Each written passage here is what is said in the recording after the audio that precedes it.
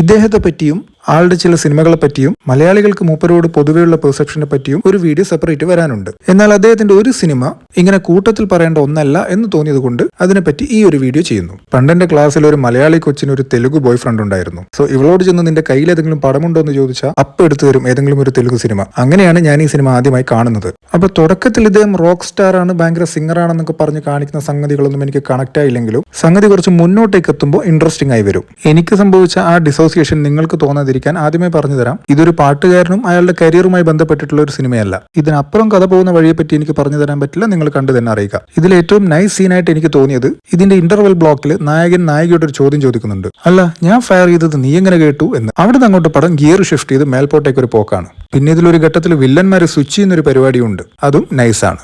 ഇനി അവസാനമായി ഈ സിനിമയെ പറ്റി പറയാനുള്ളത്, ഒരു ടിപ്പിക്കൽ മാസ് മസാല സിനിമ അല്ലാത്തതുകൊണ്ട് തെലുഗു പ്രേക്ഷകർ ഈ സിനിമ ഒരു പരാജയമാക്കി മാറ്റുകയാണ് ഉണ്ടായത്. എന്ന് വെച്ചാൽ ഏതാണ്ട് മലയാളത്തിലൊക്കെ ഇറങ്ങേണ്ട ടൈപ്പ് ഒരു ചിന്തിക്കേണ്ട പടം, അതായിരുന്നു ഈ സിനിമ. യെസ്, നമ്മൾ വിചാരിച്ച പോലെ ഈ മഹേഷ് ബാബു മുഖത്തെ എക്സ്പ്രഷൻ ഒന്നും വാരി വിതറില്ല. പക്ഷെ മറ്റ് ഇൻഡസ്ട്രിയിലെ നടന്മാരും നമ്മുടെ സൂപ്പർ താരങ്ങൾ കാണിക്കുന്ന പോലുള്ള ഭാവാഭിനയം കാഴ്ചവെക്കണം എന്നുള്ള വാശി മാറ്റി നിർത്തിയാൽ ഇതൊരു നൈസ് പടമാണ്, കണ്ടു നോക്കാം.